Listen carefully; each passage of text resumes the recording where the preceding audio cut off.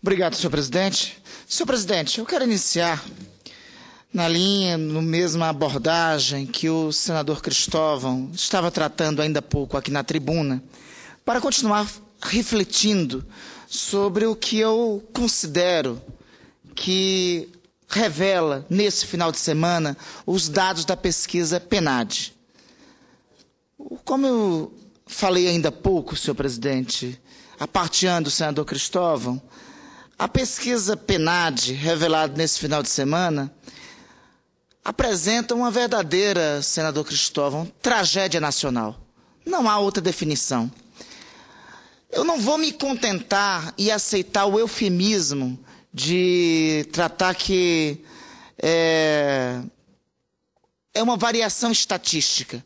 Porque não é variação estatística, eu vou usar inclusive as palavras de um economista, da eminente Miriam Leitão, que disse, que eu acho que sintetizou muito bem o que significa o conjunto desses dados aqui, até do ponto de vista dos economistas, o conjunto desses dados da pesquisa PNAD em relação à educação demonstra uma tragédia. Porque, do ponto de vista até dos economistas, não se trata de estoque, se trata de fluxo. Ou seja, até do ponto de vista estatístico, não se trata de que houve crescimento do analfabetismo por conta de uma variação estatística entre os que morreram e os que estão vivos. Houve um crescimento do analfabetismo, concretamente, porque está ocorrendo fracassos nas políticas de alfabetização. E o seguinte, é uma tragédia porque nós não poderíamos mais ter retrocesso em indicadores sociais. A política social no Brasil, ao longo desses 500 anos de história, senador Cristóvão, foi tratada como caso de polícia, qualquer política social. O senhor, reitor que foi da UNB, dedicado à causa da educação, como é dedicado à causa da educação, sabe muito bem disso, que no ponto de vista da política educacional, nunca ou assim, a trajetória da história nacional tem sido de total descompasso e de total negligência por parte dos governos. Nos últimos 20 anos, o que nós tivemos de modestos avanços em relação à educação, nada mais são do mínimo civilizacional que se poderia esperar. Mínimo civilizacional. Eu conversava com o senhor ainda há pouco, nós estamos em um grupo vergonhoso na América Latina. Ao comparar nós com os demais países latino-americanos, veja, nós temos 3 grupos. Nós temos um primeiro grupo de países latino-americanos, que estão Cuba, Venezuela, Costa Rica, que declararam seus territórios livres do analfabetismo. Nós temos um segundo grupo de países latino-americanos, que estão a Argentina, o Chile, o Uruguai, dentre outros, que conseguiram estabelecer índices de analfabetismo que figuram entre 1, 2 ou no máximo 3%. Nós estamos nesse terceiro grupo, que encontra-se com países que estão com analfabetismo entre taxas que vão de 8% a 14%. Para ver o que significa, o quanto trágico é esse número para nós, depois de nós, na América Latina, é o Haiti. O abismo é esse. Mas, para não dizer, para odiar o nosso querido Caetano, com a permissão dele, para não dizer que o Haiti é lá, o Haiti também é aqui. A pesquisa PNAD aponta aqui concretamente, quando nós fazemos a estratificação por estado, que o drama maior é exatamente no Nordeste, de analfabetos. O Nordeste concentra metade dos brasileiros que não são letrados. Quando nós detalhamos os dados do Nordeste de analfabetos, aí a situação é dramática. Nós encontramos Alagoas com índice de analfabetismo que vai para 21,8%. 22% da população alagoana de A taxa de analfabetismo em Alagoas é de 22%. Maranhão, a taxa de analfabetismo é de 21%. No Piauí, é de 18,8%. Na Paraíba, é de 18,6%. E no nosso querido Pernambuco, de 16,7%.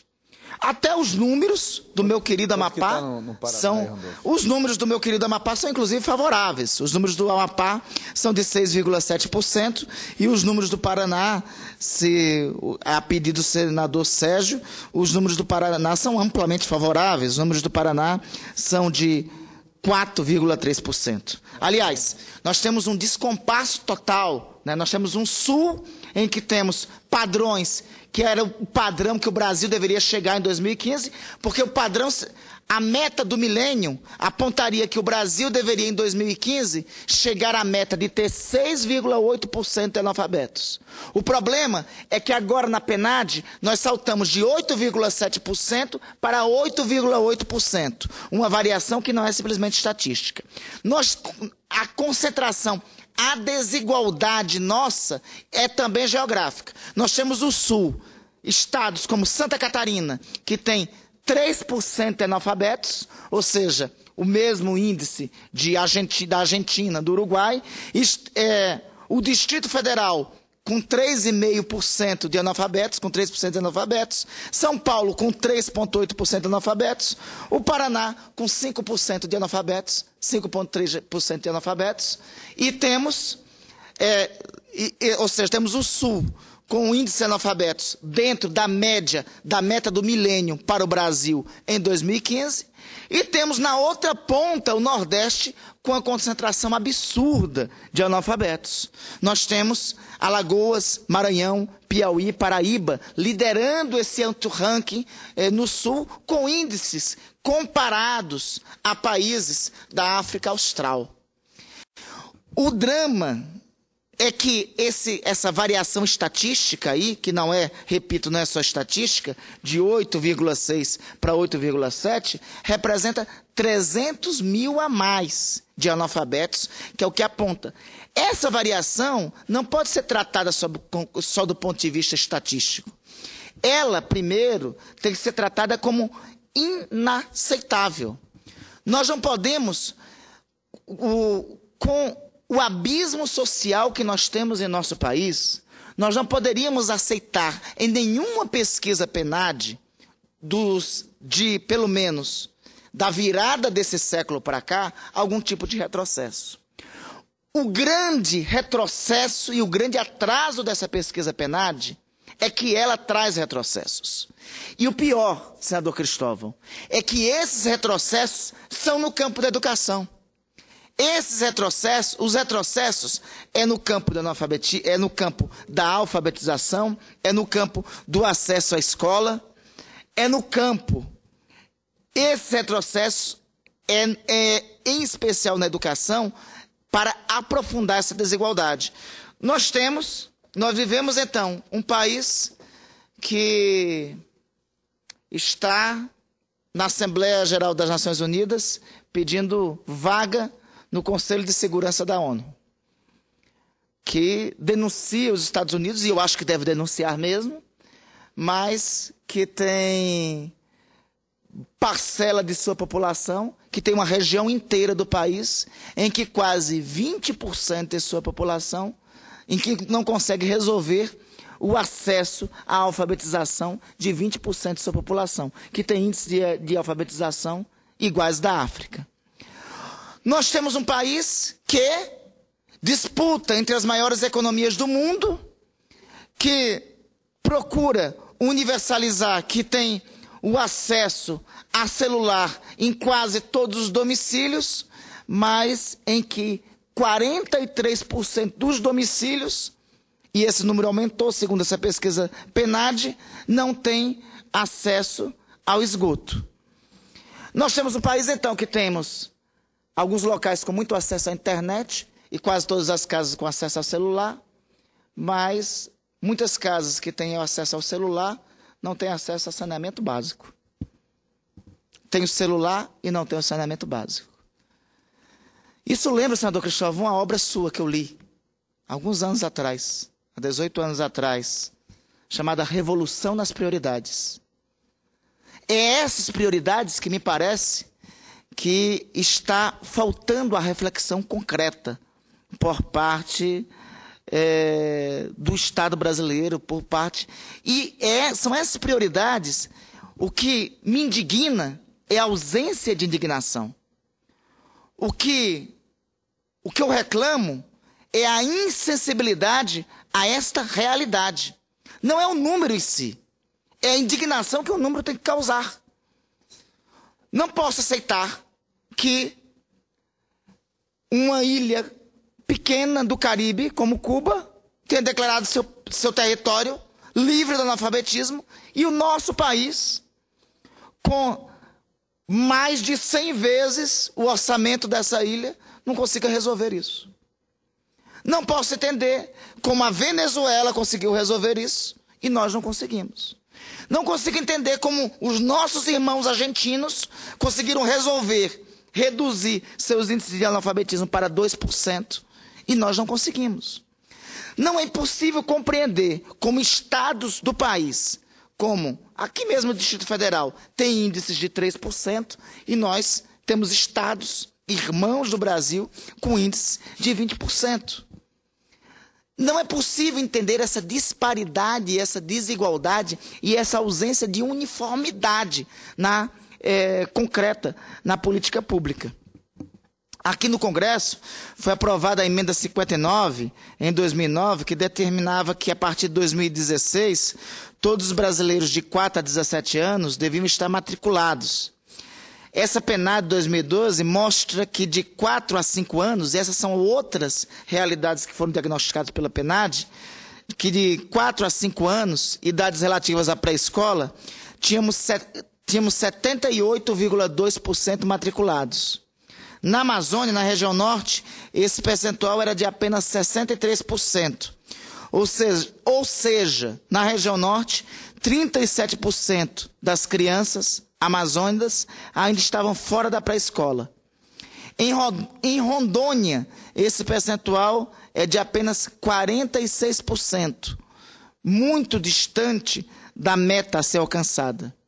De 15 a 17 anos, idade que todo brasileiro deveria estar cursando o ensino médio, 84,2%, ou seja, 15,8% dos jovens, continuam fora da escola.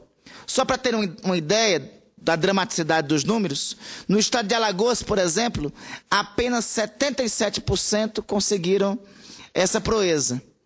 Mais grave, esse número esconde uma enorme distorção idade-série, porque apenas metade dos jovens nessa faixa etária estão no ensino médio. O restante está preso no ensino fundamental. Esse é o outro dado da pesquisa PNAD. Não só nós estamos mantendo uma legião de não só estão aumentando a legião, não só estagnamos o número de analfabetos, não só aumentou o número de analfabetos, como, mais grave que isso, em algumas regiões do país, nós estamos mantendo crianças estagnadas. Não estamos conseguindo não estamos conseguindo dar qualidade no ensino para a evolução das crianças da série, de uma série para outra. Tem mais um dado aqui que a pesquisa chama a atenção. Que é esse dado claro sobre o analfabetismo, que mostra o quanto esses números são dramáticos. Isso traz também uma outra reflexão que eu considero fundamental, que é sobre a presença privada na oferta de educação infantil. Ela era, em 2012, equivalente a 28% no ensino superior, chegou a 74%.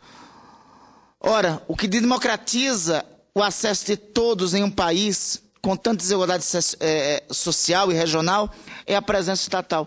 E é por isso a necessidade de definir o que é prioridade. Nós estamos vendo, então, em especial no ensino superior, a ampliação do ensino privado e o recuo da presença estatal. Todas as experiências que eu citei da América Latina, de redução do analfabetismo ou de declaração de seus territórios livre do analfabetismo. Eu vou citar até a experiência, senador Cristóvão, do vosso governo aqui no Distrito Federal. Não tem segredo, não tem mágica. Não se faz educação sem forte presença estatal, sem tomada de decisão política, sem prioridades do Estado.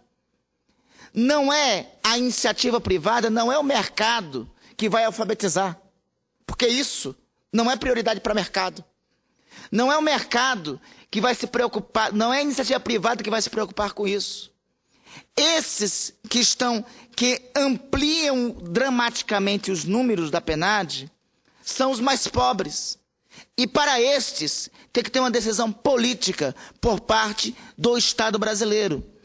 Decisões políticas essa que nós não estamos assistindo, que nós não estamos vendo, que nós não estamos presenciando.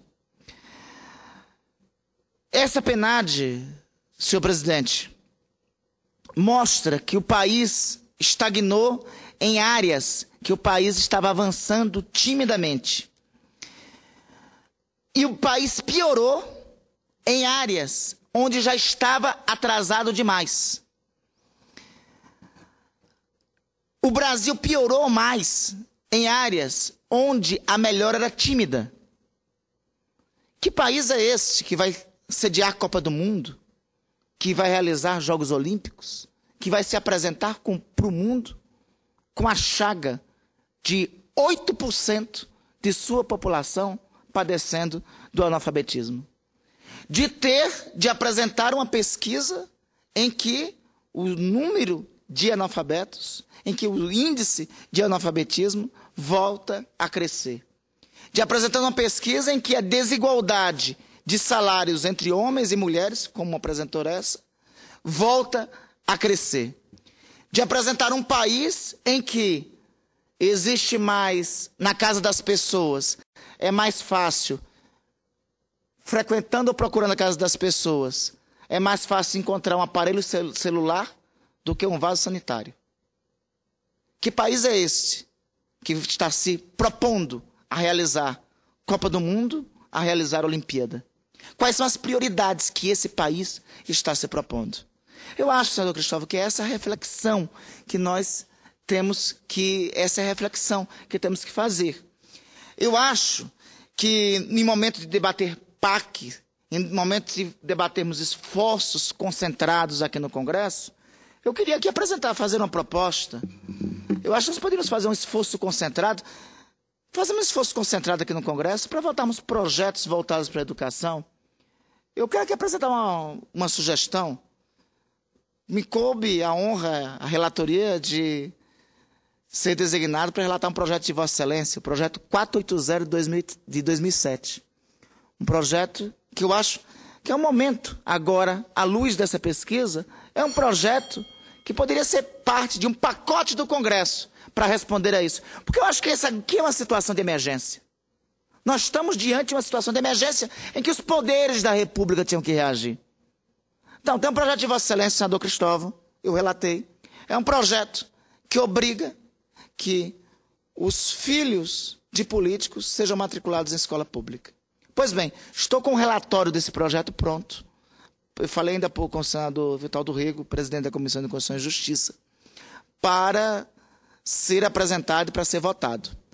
Este é um dos projetos. Eu acho que nós podíamos fazer aqui, no plenário do Senado, um esforço concentrado para votarmos projetos da educação, para fazermos uma mobilização pela educação.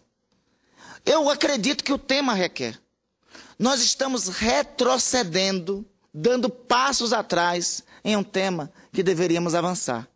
Essa situação é gravíssima. Isso é uma tragédia. Esses números são uma tragédia nacional.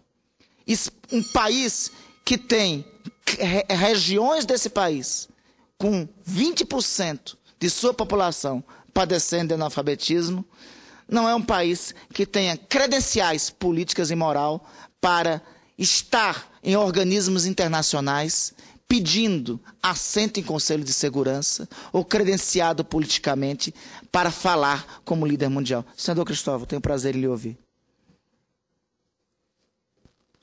Senador Adolfo, talvez a palavra-chave de tudo isso é o que o senhor usou há algum tempo atrás, que é a indiferença. Nós somos indiferentes a essa crise. Eu uso nós no sentido genérico, não o senhor, não eu, não o senador Sérgio, nem cada um, mas no sentido genérico. Nós estamos nessa casa para enfrentar esse problema e não enfrentamos. No máximo, a gente faz discursos, como está fazendo aqui, mas não consegue levar os outros a entrarem num processo de busca de caminho, de solução. Veja bem, desde 1995, nós podemos dizer que temos governos daqueles que foram, pelo menos, de esquerda. Fernando Henrique, Lula, Dilma. Isso quer dizer que todos os analfabetos de 25 anos a 15 de hoje foram fabricados por esses governos. Não dá para botar a culpa em ninguém mais do passado. Eu nem falo só de que deveria haver uma campanha de erradicação do analfabetismo que era perfeitamente possível fazer em 20 anos, que é o tempo de duração desses governos. Os constituintes puseram 10 anos para resolver o problema. E foi um prazo longo. Os países que hoje têm o analfabetismo zero fizeram campanhas de muito curto prazo e rápido. Nós não fizemos. Mas, além disso, nós fabricamos analfabetos. Nossos últimos governos são produtores de analfabetos, por conta de deixar a torneirinha aberta sem que as crianças cheguem aos 15 anos sabendo ler. Essa é a grande tragédia, é a indiferença. Como é que a gente explica que o Maranhão, que tem como um dos maiores líderes há 50 anos, um membro da Academia Brasileira de Letras, talvez dos presidentes da República que o Brasil já teve, um dos mais cultos, é o presidente Sarney. Se você for escolher os 5 mais cultos presidentes, ele vai estar, talvez até nos 3. E lá o Maranhão não fez o esforço ainda para fazer a taxa de analfabetismo cair a 2%, 3%. É a indiferença. É a indiferença que vem da ideia de que o que importa é o crescimento econômico, é a renda. O que importa é mais meninos no ensino superior, que dá mais voto. O ProUni, a sua ideia foi iniciada quando eu era ministro. Chamava-se Programa de Apoio ao Estudante, PAI. E foi modificado. Uma das coisas que modificou é que para receber a bolsa era preciso ser alfabetizador de adultos durante 6 horas por semana, durante um semestre. Ou seja, se a gente tivesse feito isso, tivesse colocado todos os alunos do ProUni como alfabetizadores por um curto período dos seus cursos, não tínhamos mais a situação. O que é que aconteceu? Na hora que o PAI foi transformado em ProUni, tiraram isso. Por quê? Porque dá mais voto, você dá o dinheiro sem cobrar nada em troca. Porque não se quer exigir nada das pessoas que recebem. Tínhamos que ter exigido isso. Estão recebendo uma bolsa. Eu diria mais, aqueles que não estão recebendo bolsa, mas que estudam em universidades públicas, estatais, financiadas pelo povo, inclusive os analfabetos, tinham que dedicar um pouco do tempo de cada um deles como alfabetizadores. Não se quis pela indiferença. Pela indiferença. E queria apenas fazer aquilo que dá voto. Porque colocar um jovem na universidade satisfaz mais do que tirar uma criança do analfabetismo. É incrível, mas essa é a realidade. Ninguém faz uma festa porque aprendeu a ler, mas faz festa quando se forma. Porque nós nos acostumamos a dar mais valor àquilo que aparece do que àquilo que tem substância, que é aprender a ler sem o que não entra na universidade nem faz o curso. É a indiferença. Nós estamos indiferentes. Nós estamos passando ao largo de toda a indignação que está hoje aparecendo nas ruas. É como, eu disse há pouco, se a gente visse a manifestação, mas não ouvisse a manifestação. Como se os gritos fossem numa outra dimensão, numa outra realidade diferente da nossa. É talvez isso que a gente precisa quebrar. No dia que a gente quebrar a indiferença diante do quadro da pobreza, do analfabetismo, da falta de saúde, Eu garanto como a gente resolve o problema. Recursos o Brasil tem, financeiros, técnicos e pessoas. Falta quebrar essa indiferença diante da tragédia. Nós banalizamos o mal. Como a Hannah Arendt disse, que os que fizeram a solução final dos judeus tratavam aquilo com banalidade. Aquilo era natural, normal, aceito. Nós hoje fazemos o mesmo, só que em vez de câmara de gás, temos pessoas no analfabetismo. Nós acabamos a tortura para os presos políticos, mas ser analfabeto é um estado de permanente tortura. A gente não sente essa dor, porque não dá na gente. Se analfabetismo pegasse, a gente já tinha resolvido o problema do analfabetismo. Se a gente educasse um filho da gente e ele fosse na rua, passasse perto de um analfabeto e ficasse analfabeto, a gente já tinha resolvido. Da mesma maneira que a gente resolveu o problema da poliomielite, porque vírus é democrático, dá em rico e dá em pobre. Da mesma maneira que a gente tem uma campanha fenomenal para lutar contra o HIV, porque o HIV dá em rico e dá em pobre. Mas analfabetismo só dá em pobre. Fome só dá em pobre. As doenças endêmicas dão em pobre. Aí a gente vai deixando, pela indiferença da elite brasileira, da qual nós fazemos parte, em relação ao povo brasileiro. Esse é o nosso grande pecado. Até 1888, o grande pecado da elite brasileira era conviver com a escravidão. Hoje é a indiferença diante da pobreza. Para concluir, presidente, e incorporando vossa parte, senador Cristóvão, e utilizando vossa citação de Hannah Arendt, nós estamos vivendo a banalização do mal em outra versão. Nós estamos banalizando as chagas da miséria, condenando uma parcela da sociedade brasileira a viver permanentemente na miséria. Esta a realidade, é isso que os números, esses dados da pesquisa PNAD, lamentavelmente, apontam e indicam para nós. E, reitero, é a indiferença. A indiferença que resulta na ausência da vontade.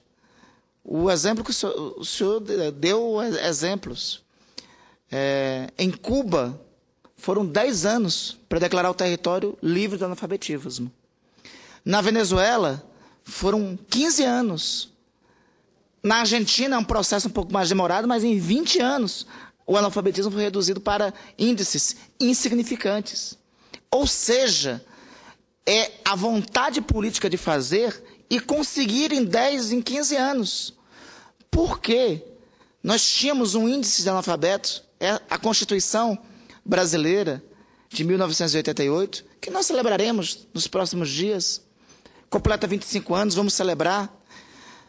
E vamos celebrar aqui o discurso de Ulisses Guimarães em 5 de outubro de 1988. Veja que no discurso de Ulisses, em 1988, ele falava: somos 30 milhões de analfabetos, 14% da população brasileira. Em 1988, Ulisses falava de 14% da população brasileira padecendo do analfabetismo.